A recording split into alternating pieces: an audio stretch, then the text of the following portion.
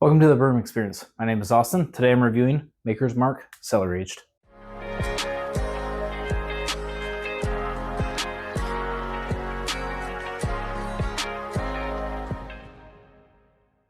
Today's review is Makers Mark Cellar Aged. This came out in 2023 and was extremely sought after. Secondary markets went crazy and through the roof on this. And the big reason why is forever, Makers Mark did not have a age stated product. All of their stuff was about 5 to 7 years old, and they are famous for rotating their barrels from the top of the rick houses all the way down. They do it with all of their barrels rather than leave them stationary in one location to find certain honey spots or sweet spots for aging, if you will. Maker's Mark goes for consistency rather than limited releases, or rather than trying to get certain profiles out of certain areas. They kind of want a uniformity in their product. So forever they haven't done a age-stated product because it was all just based off of taste and the profile they were aiming for. So in 2023, they came out with Cellar Aged, which people have been clamoring for and wanting for, which is the age-stated product. And this is a special blend of aged barrels, 13% aged 11 years and 87% aged 12 years.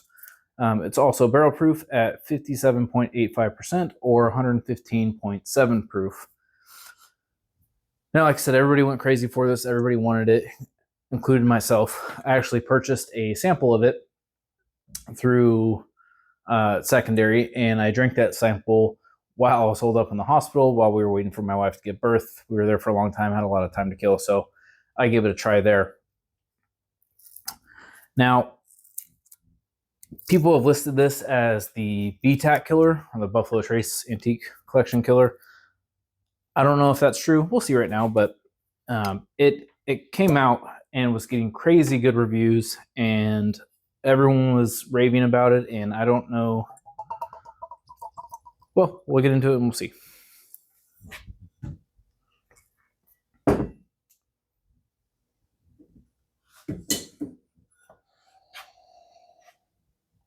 Oh. So on a fresh crack, the nose is far better than I remember from just my little sample that I've had.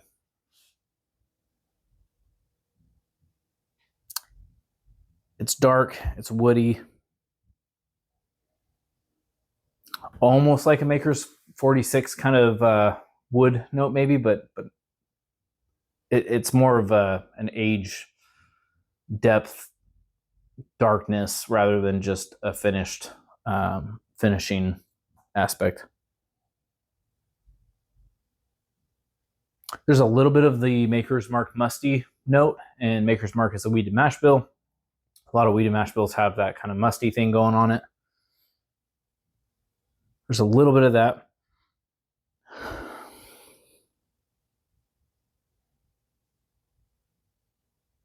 There's actually a little bit of like a nut thing too, but I think that just has to do with the mustiness. I don't remember that when I previously tried it, and I don't know if it's because it was just opened. I don't suspect that that would be a primary note by any means.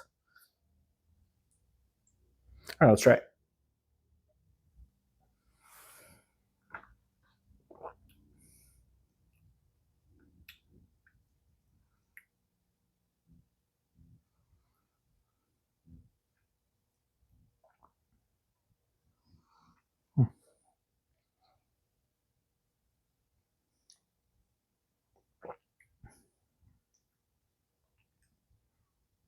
So there's a little bit of the musty thing, that like dark flavor, that dark wood note comes in really strong.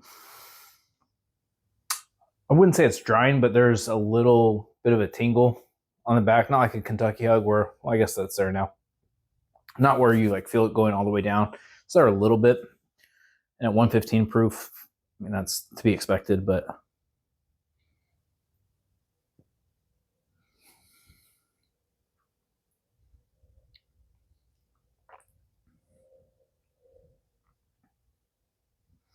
yeah, it's like a nutty, musty thing. I guess there's some red fruit a little bit that comes through, When I tried it before, I remember there being a lot of red fruit and even like a medicinal kind of red fruit, like a cherry cough syrup or something along those lines.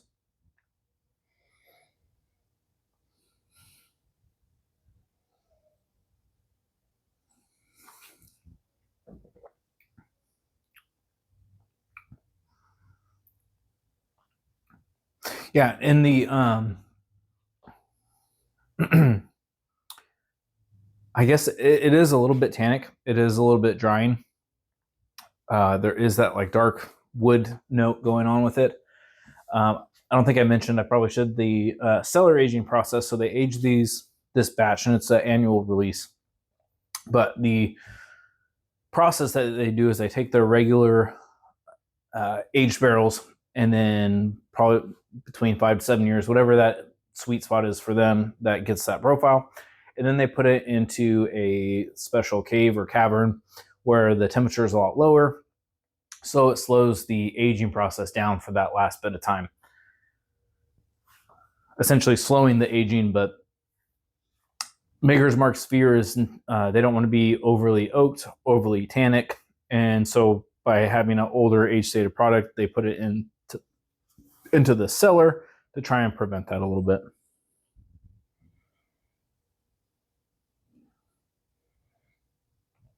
On the nose now, I am starting to get a little bit of that red fruit.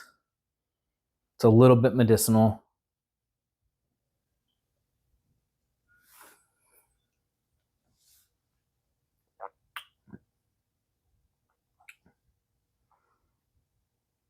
It's getting better as it opens up. The more I drink it, there's this coating kind of velvety mouthfeel to it. And then it does go into, like I said, the dark oak, kind of drying, almost like a chocolate or espresso bean kind of thing, maybe at the very finish. And then that like musty note thing is there too. It would be very interesting to see how this opens up because it tastes pretty different from what I recall.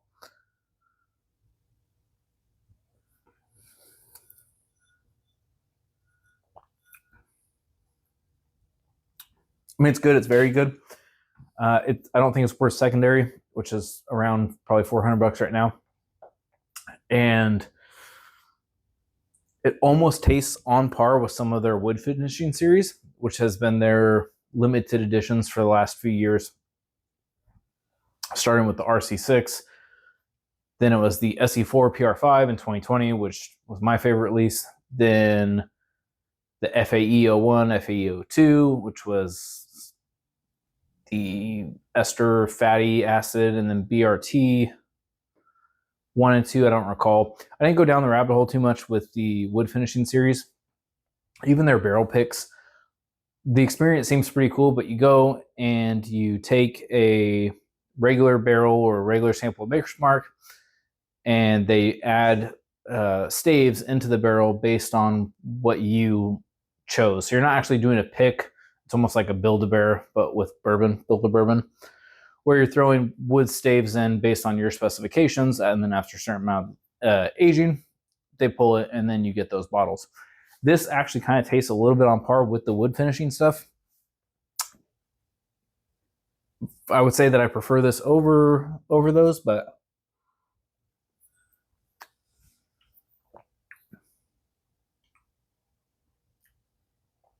yeah, there's a weird nutty thing that I did not expect. But now I'm going to see how this compares to my former all-time favorite Maker's Mark product, which is the 2020 limited release SE4 PR5. This says the stave details on this is a marriage of virgin toasted American and French oak staves, and tasting notes is barrel finished for amplified notes of vanilla, baking spices, and creamy caramel.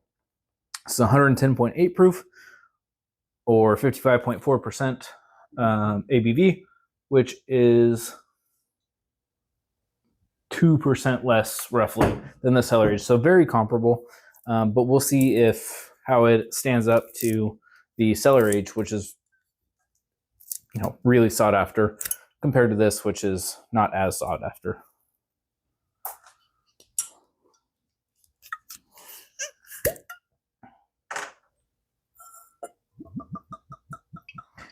I went through my first bottle of this pretty quickly. I really enjoyed it, and it was definitely my favorite Maker's Mark product. And it didn't taste overly finished. It didn't taste like the 46 or the BRT or the FAE. It didn't have that overly finished taste, was what I liked about it. It tastes like a good barrel proof bourbon that had caramel and vanilla, but didn't have like the typical Maker's mustiness, and it was just a really good drinking bourbon. I liked it so much that I bought a second bottle, but only because it was on clearance at the store. Had been sitting there forever, and I had a coupon to get it. So I actually got my backup bottle of this for very cheap. Ooh. On the nose, I hate to say it, but I think the SE4 takes it so far. It is vanilla and caramel, but there's a floral note, and that's not my favorite note normally with, say, like a Four Roses or some high rye mash bill stuff. But this is really nice. It's a nice floral.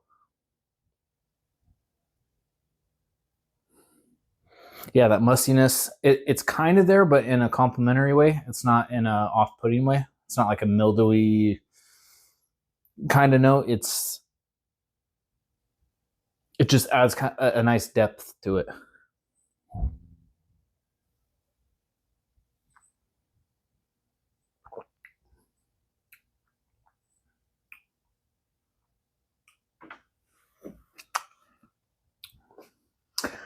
The vanilla, the caramel, that floral thing comes through.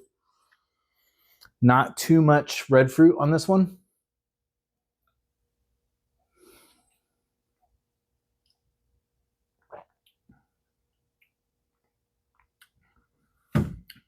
There's a nice barrel spice, a cinnamon on the back end, a nice oak, but not drying, where like maybe the cellar age might be a little bit.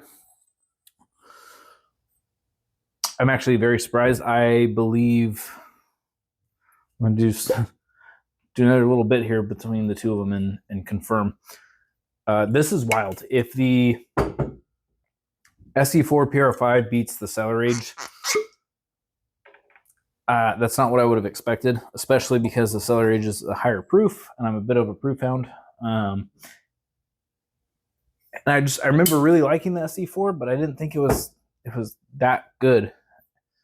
I mean, it was good, but it wasn't miles ahead of anything else. I mean, if you look at the color, the cellar aged is much darker.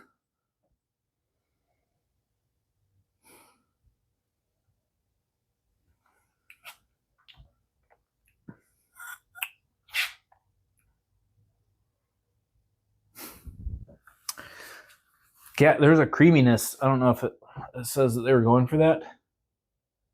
It does say that, yeah. Baking spices and creamy caramel. Honestly, their notes for the SE4 are spot on. It is creamy. That's not something I normally describe bourbon as. Occasionally, I'll get it and it'll stand out as a particularly creamy whiskey, but that's not a note that I would normally describe whiskey as. Typically, it's your caramel, your oak, and then if it's a high rye, I'll get like a floral thing or apple or earthiness, or if it's depending on the distillery, if it's fruity, then you're going to get grape, cherry, maybe apricot, wild turkey, medicinal cherry, orange, things like that. But creamy is not something I typically describe it as, but that was very creamy. The nose might be creeping up now on this cellar age.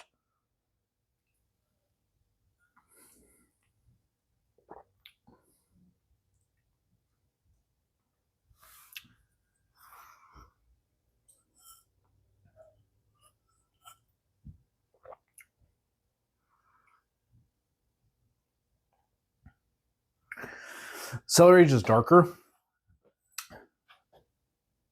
It might be a little bit more, I don't want to say refined, but cellar age is darker. It's very good. This SE4 is more like butterscotchy, I guess. So it really does depend on what you're looking for.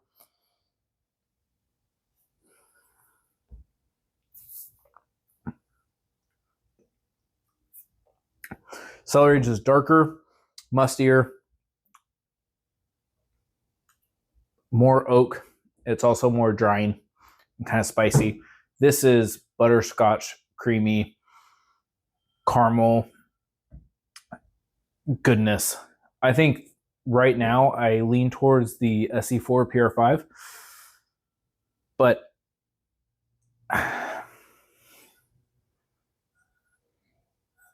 I'll say the Cellar Aged nose is definitely better, but oftentimes, which is really weird, I find that especially if I'm doing a blind, the nose, the best nose tends to be either the least favored or like falls further back in the pack on the palate. So I don't know what's up with that, but it's something that I find pretty often. Maybe it just gives everything that it wastes everything it has on the nose and then doesn't translate on the palate. But mix these up, see what's up. But right now, yeah, I would say that I prefer the Makers Mark SE4 PR5, and I don't know. It blows me away. I would not have expected that with the Cellar Aged. I remember liking it, but I did not. There's also a lot of stuff I didn't get as much of the cherry. I didn't get as much of the red fruit that I got the last time that I had it, so maybe it needs to open up, but the combination of the two on the nose is really good.